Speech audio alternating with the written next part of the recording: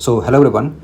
तो आज के लेक्चर में बात करेंगे हम केंद्र और राज्य के बीच संबंध, केंद्र और राज्य के बीच के संबंध में के बारे में जो भारतीय संविधान के भाग 11 में दिया गया। ओके, अगर आप एसएससी, रेलवे, एमटीएस या किसी भी कॉम्पिटिटिव एग्जाम की तैयारी कर रहे हैं तो यह टॉपिक आपके लिए बहुत इंपॉर्टेंट होने वाला है, ठीक है, क्योंकि यहाँ से डायरेक्ट क्वेश्चन पूछे जाते हैं। ठीक है, तो इस वीडियो में जानेंगे भारत को क्वाज़ी फेडरल क्यों कहा जाता है, केंद्र और राज्यों के बीच शक्तियाँ का विभाजन कैसे हुआ, ठीक है, केंद्र और राज्यों के बीच जो है, केंद्र सरकार और राज्य सरकार के बीच जो है शक्तियों का बंटवारा कैसे हुआ, संसद कब राज्य सूची पर कानून बना सकती है और वित्तीय व प्रशासनिक संबंध कैसे काम करते हैं। ठीक है, तो चलिए बिना समय गवाए शुरू करते हैं आज का लेक्चर। ठीक है, यहाँ पे ये पार्ट 11 में है, ठीक है, और ये केंद्र और राज्य के बीच का संबंध है। ठीक है, अनुच्छेद 245 से 263 के बीच आता है। ठीक है, सबसे पहले देखते हैं, समझ लेते हैं इसका परिचय। ठीक है, देखिए यहाँ पे जो है भारत राज्यों का एक संघ होगा। ओके, भारत क्या है, राज्यों का एक संघ होगा। ठीक है, उस संविधान शक्तियों का वितरण जो है केंद्र और राज्यों के बीच करता है, यानी भारत राज्यों का संघ होगा। और उसके बाद क्या है, हमारे संविधान में शक्तियों का वितरण जो है केंद्र और राज्य के बीच किया गया है ताकि दोनों मिलकर देश को चला सके।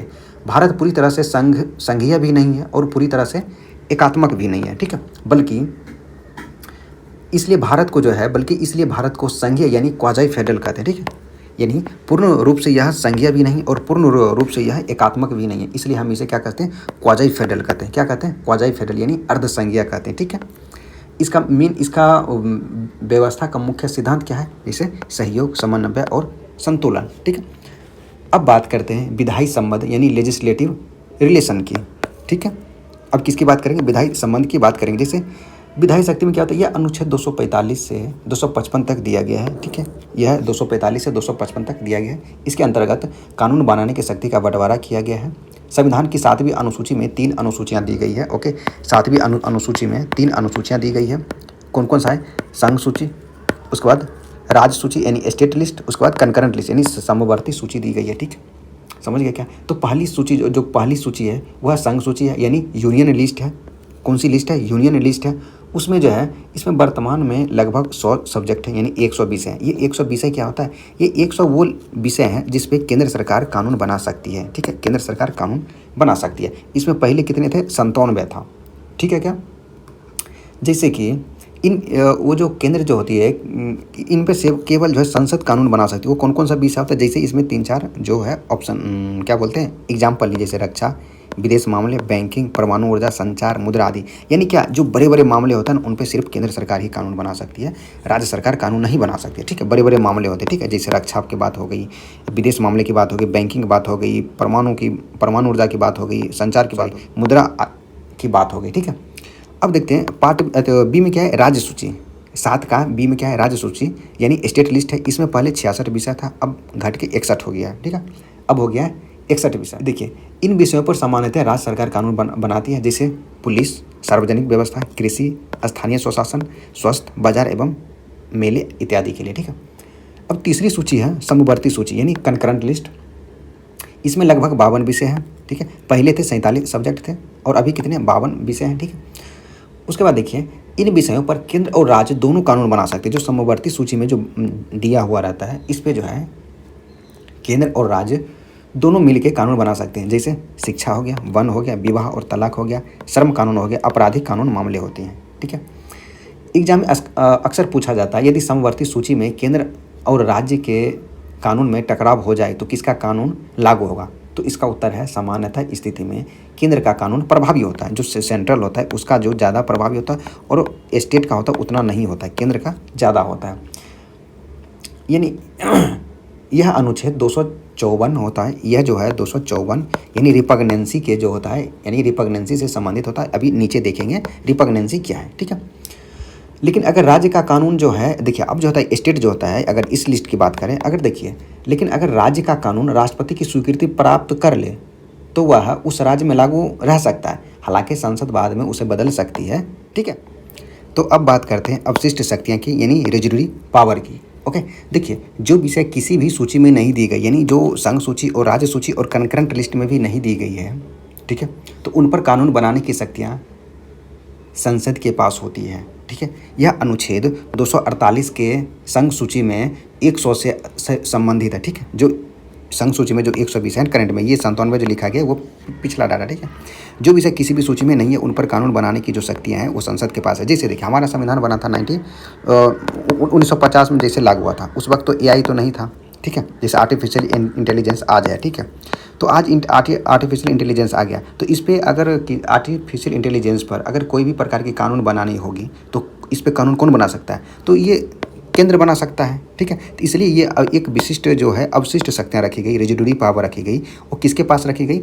सेंट्रल के संघ के पास रखी गई, यानी केंद्र के पास रखी गई, ठीक है। तो देखिए ओवरऑल अगर देखा जाए तो सबसे ज़्यादा पावर होते हैं ना वो हमारे संसद के पास होती है, ठीक है। तो जैसे यही कारण है कि तकनीकी जो इसमें जो रेजिडुअरी जो पावर होती है, जैसे कि मान लीजिए साइबर कानून या AI जैसे विषयों पर केंद्र सरकार कानून बना सकती है, ठीक है।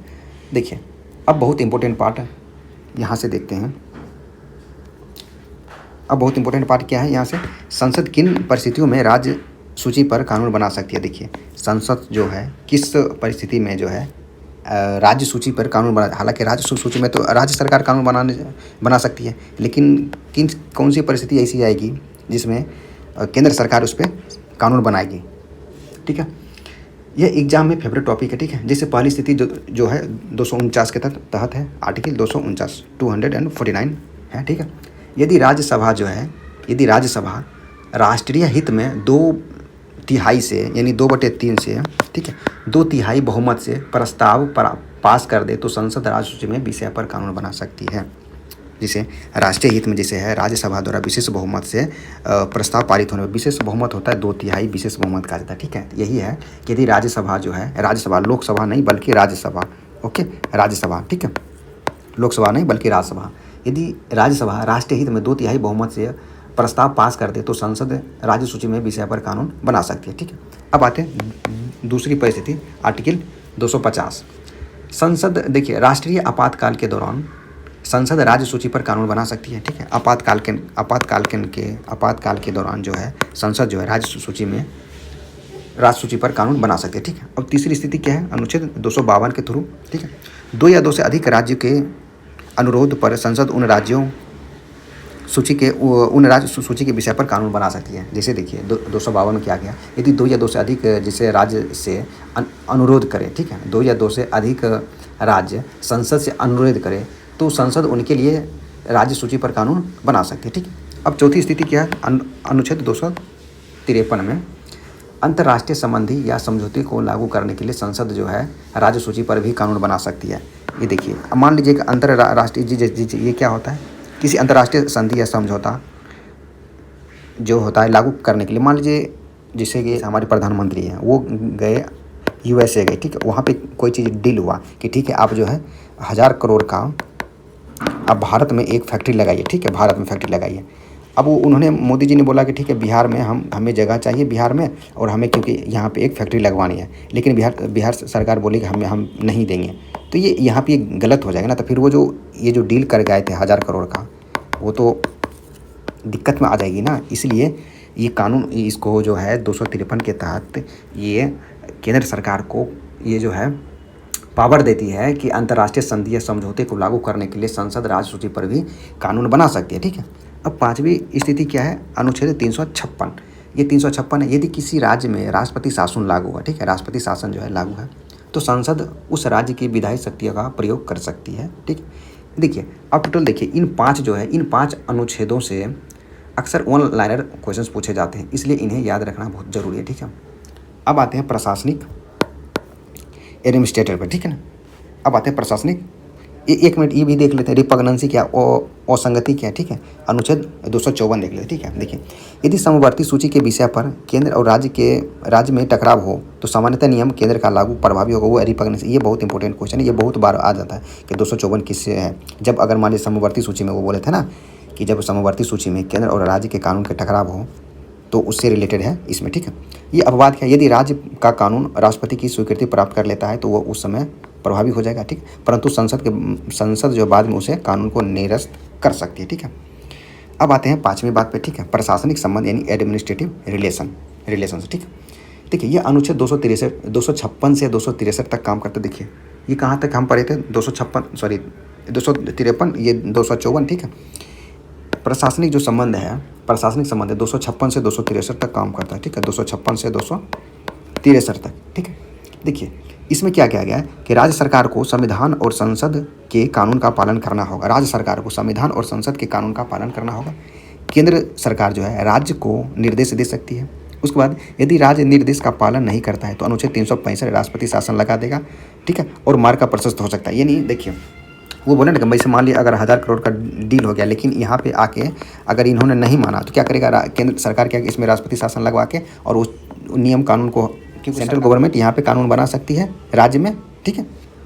अब देखिए आते महत्वपूर्ण अनुच्छेद पे, ठीक है। ये महत्वपूर्ण अनुच्छेद है 256 और 257। राज्य केंद्र के कानून को लागू करेंगे। जैसे राज्य जो है अगर केंद्र सरकार कोई भी नियम बना दिए, ठीक है, कि आज के बाद जो है 500 रुपये का नोट नहीं चलेगा, तो ये नहीं कि अब बिहार सरकार बोलेगा कि नहीं हम नहीं बंद करेंगे, नहीं, ये नहीं हो सकता है, बल्कि राज्य जो है केंद्र सरकार के नियम का पालन करेगा, ठीक है। उसके बाद 257 पे केंद्र है राज्यों के कार्यों का नियंत्रण रख रखाव कर सकता है। ये जो केंद्र सरकार होगी वो राज्य सरकार को ध्यान में देखेगी कि ये कहीं बम तो नहीं बना रहा, ये ना कि बम बना ले, कोई परमाणु बम बना ले या कुछ बना ले, नहीं, ये इसको नहीं बनाने देगा, ये इस पर नज़र रखेगा, कोई गलत काम तो नहीं कर रहा, ठीक है। समझ गए क्या बात को? ये किस आर्टिकल में? 257 में, ठीक। अब आते हैं वित्तीय संबंध यानी फाइनेंशियल रिलेशन पे आते हैं, ठीक है। ये क्या है? जैसे वित्तीय संबंध क्या होता है, फाइनेंशियल रिलेशन क्या होता है, ठीक है। अब देखिए केंद्र और राज्यों के बीच करों का बंटवारा संविधान में निर्धारित है। जैसे देखिए कोई भी टैक्स होता है कि केंद्र सरकार कितना टैक्स लेके जाएगा और राज्य सरकार को कितना टैक्स मिलेगा, ठीक है, वो कहाँ पे है? ये वित्तीय संबंध यानी आर्टिकल 280 के अंतर्गत आता है, ठीक। देखिए कुछ कर केवल केंद्र लगाता है और कुछ केवल राज्य सरकार लगाते हैं और कुछ कर दोनों के बीच बांटे जाते हैं, ठीक है। फाइनेंशियल कमीशन यानी वित्त आयोग का गठन अनुच्छेद 280 के तहत किया जाता है, ठीक है। हर 5 वर्ष में राष्ट्रपति द्वारा गठित किया जाता है। इसका काम क्या होता है? इसका काम होता है केंद्र और राज्यों के बीच करों के बंटवारे का सिफारिश करना। जैसे कि जीएसटी आने के बाद केंद्र और राज्यों के बीच आर्थिक सहयोग भी बढ़ा है, ठीक है ना। अब देखिए अब आते हैं अंतर्राज्य संबंध यानी इंटर स्टेट रिलेशन। ये भी बहुत इंपॉर्टेंट है, ठीक है। अनुच्छेद 263 के तहत अंतर्राज्य परिषद यानी इंटर स्टेट काउंसिल बनाई जा सकती है। इसका उद्देश्य क्या है? राज्यों के बीच सहयोग बढ़ावा और विवादों को सुलझाना इसका काम है, अनुच्छेद 263 के थ्रू, ठीक है। अब संसद जो कानून बनाकर जल विवादों को निपटारे की व्यवस्था कर सकती है। ऐसा कानून बन जाने पर सर्वोच्च न्यायालय का अधिकार क्षेत्र समाप्त किया जाता है, ठीक है। और अनुच्छेद 263 क्या है? अनुच्छेद 263 यह है कि राज्यों के बीच सहयोग को बढ़ावा देना है, सामान्य हित के विषयों पर चर्चा करना और विवादों को सुलझाने की सहायता करना है, ठीक है। एक बार अब देख लेते, देखिए इस लेक्चर को यहाँ पे पूरा अब एक बार समराइज कर देते हैं, ठीक है। इसमें देखिए एक और देख लेते हैं 8 नंबर में क्या है, ये महत्वपूर्ण संस्थाएं।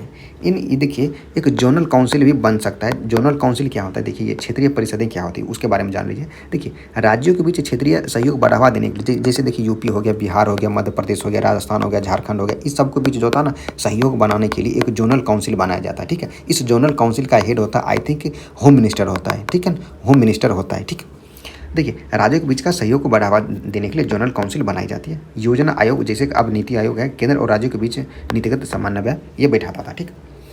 देखिए ये एसएससी के लिए महत्वपूर्ण बिंदु एक बार समराइज कर लेते हैं इसको। देखिए भारत कौन सा है? क्वाजाई फेडरल यानी अर्धसंघीय है। अवशिष्ट शक्ति केवल संसद के पास होती है। समवर्ती सूची में टकराव जो होती है, केंद्र का कानून प्रभावी होगा यानी सेंट्रल गवर्नमेंट को ज़्यादा पावर दिया गया है, ठीक है। किसके अकॉर्डिंग? राज्य सरकार के, यानी स्टेट गवर्नमेंट के से ज़्यादा केंद्र सरकार को ज़्यादा पावर है, ठीक है। राज्य सूची पर संसद कानून बना सकती है। राज्य सूची पर कानून, जैसे राज्य सूची में तो सिर्फ राज्य सरकार कानून बनाना चाहिए, लेकिन इस पर संसद क्यों कानून बनाएगी? ये 5 स्थिति में कानून बना सकती है। वो 5 स्थिति कौन सी? वो 5 स्थिति ये थी अनुच्छेद 249, 50, 252, 253 और 356 वाली स्थिति में, ठीक। उसके बाद देखिए राष्ट्रपति शासन 356 में लागू हो जाता है, ठीक है। उसके बाद वित्त आयोग, इसका क्या काम होता है? कर का वितरण तय करता है। उसके बाद अंतर्राज्य जल विवाद को 262 के थ्रू सुलझाया जाता है। अंतर्राज्य जल विवाद जो है 262, ठीक। तो देखिए इस लेक्चर को यहाँ पे आप लोगों ने समझ लिए होंगे क्या था इस लेक्चर में, मेन बात इसमें समझ गए सब कुछ। आई होप इस लेक्चर से पूरे आपको क्लियर हो गई होगी, ठीक है। अब करते हैं इसके MCQ क्वेश्चन कुछ, ठीक है। आप लोग इसको अटेम्प्ट कीजिए, ठीक है। अच्छा देखिए इसका अगर किन्हीं को इसका PDF चाहिए तो PDF के लिए आप टेलीग्राम चैनल से जुड़ जाइए, ठीक। टेलीग्राम चैनल का लिंक जो है डिस्क्रिप्शन में दे देंगे, ठीक है। उससे आप जुड़ के इसका नोट्स आप ले सकते हैं, ठीक है। तो कीजिए, पहला क्वेश्चन कीजिए, आप सबसे पहले खुद से अटेम्प्ट करने की कोशिश कीजिए, ठीक है। यहाँ पे देखिए क्या बोला, भारतीय संविधान के अनुसार भारत जो है किस प्रकार का राज्य है? कौन सा राज्य है? पूर्ण संज्ञा, पूर्ण एकात्मक, अर्ध संज्ञा और परिसंधि क्या होगा? अर्ध संज्ञा राज्य, यानी क्वाजाई फेडरल है। ठीक है, क्वाजाई फेडरल, समझ गए। उसके बाद दूसरा क्वेश्चन है, संघ सूची में कितने विषय है? संघ सूची में कितने विषय है? 100 है। ये 97 वाला ओल्ड वाला है। ठीक है, यहाँ लिख देते ओल्ड वाला है, और ये न्यू वाला प्रेजेंट कितना है? ये है। ठीक, और आपको बताना है स्टेट लिस्ट में कितना है और कंकरेंट लिस्ट में कितना है, यानी समवर्ती सूची में कितना और स्टेट लिस्ट में कितना है। ठीक है, राज्य सूची में निम्न में से कौन सा विषय आता है? राज्य सूची में कौन सा आएगा? रक्षा तो सेंट्रल गवर्नमेंट में आता है, बैंकिंग भी सेंट्रल गवर्नमेंट में आता है, परमाणु ऊर्जा भी सेंट्रल गवर्नमेंट में आता है। तो ये क्या होगा? पुलिस आता है राज्य वाला, राज्य सूची में। ठीक है, समवर्ती सूची में निम्न में कौन सा विषय शामिल होगा? तो समवर्ती सूची में ये शिक्षा शामिल है, यानी शिक्षा पे स्टेट गवर्नमेंट भी कानून बना सकता है और सेंट्रल गवर्नमेंट भी कानून बना सकता है। ठीक है, सेंट्रल गवर्नमेंट भी कानून बना सकती है। ओके, और आपको बताना है कि समवर्ती सूची में टोटल कितने विषय हैं। अवशिष्ट शक्तियाँ किसके पास होती है? अवशिष्ट शक्तियाँ किसके पास होती है? ये होती है संसद के पास। ओके, संसद के पास अवशिष्ट शक्तियाँ होती है। ठीक, अनुच्छेद 249 के तहत संसद राज्य सूची पर कानून कब बना सकती है? कब बना सकती है? राष्ट्रीय आपातकाल के समय, राष्ट्रपति शासन के समय, या राज्यसभा के विशेष बहुमत से पारित होने पर, या सुप्रीम कोर्ट के आदेश पर। तो राज्यसभा के विशेष बहुमत से पारित होने पर। देखिए यहाँ पे था ना, यहाँ पे 249 में है ना, राज्यसभा के विशेष बहुमत से पारित होने पर। ठीक, अब देखिए अनुच्छेद 254 किससे संबंधित है? अनुच्छेद 254 किससे संबंधित है? तो किससे संबंधित है? रिपग्नेंसी से संबंधित है, यानी असंगति से संबंधित है। यदि समवर्ती सूची के विषय पर केंद्र और राज्य के कानून में टकराव हो तो सामान्यतः कौन सा कानून प्रभावी होगा? यानी सेंट्रल गवर्नमेंट और स्टेट गवर्नमेंट, यानी दोनों में टकराव हो गया तो किसका कानून लागू होगा? बात माना जाएगा ज़्यादा सेंट्रल का, और इसका बात नहीं माना जाएगा। ठीक है, केंद्र सरकार का बात ज़्यादा माना जाएगा। ठीक है, उसके बाद यहाँ पे आते हैं 9 नंबर क्वेश्चन। देखिएगा, अंतर्राज्य परिषद का संबंध किस अनुच्छेद से, यानी इंटर स्टेट काउंसिल का किस से है? अनुच्छेद 263 था। ठीक, वित्त आयोग का गठन किस अनुच्छेद के अंतर्गत किया जाता है? वित्त आयोग का अनुच्छेद 280। ठीक है, आई होप मेरी बातों को समझे होंगे। इस लेक्चर के थ्रू अब आपको क्लियर हो गया होगा कि ये सेंट्रल स्टेट की रिलेशन के बारे में। ओके, तो दोस्तों आज की इस वीडियो में हमने केंद्र और राज्य के बीच संबंध को डिटेल में समझा है। ठीक है, केंद्र और राज्य के बीच के संबंध को डिटेल में समझे। यह टॉपिक एसएससी, रेलवे और अन्य कॉम्पिटिटिव एग्जाम्स के लिए बहुत ही इंपॉर्टेंट है। ठीक है, इसलिए एक बार जो है इसको ज़रूर रिवाइज कर लीजिएगा। अगर वीडियो पसंद आए तो लाइक करें, चैनल को सब्सक्राइब करें और दोस्तों के साथ ज़रूर शेयर करें। ठीक है, मिलते हैं नेक्स्ट लेक्चर में। ठीक है, और इसका पीडीएफ कहाँ पे आपको मिलेगा? इसका पीडीएफ या इसका नोट्स कहाँ पे मिलेगा आपको? बसंत एकेडमी टेलीग्राम चैनल है, जो कि इस वीडियो के डिस्क्रिप्शन में लिंक दिया गया है, उससे आप जुड़ लीजिएगा। ठीक है, ओके, तो थैंक यू। इस लेक्चर को यहीं पे समाप्त कर दो। Okay, thank you.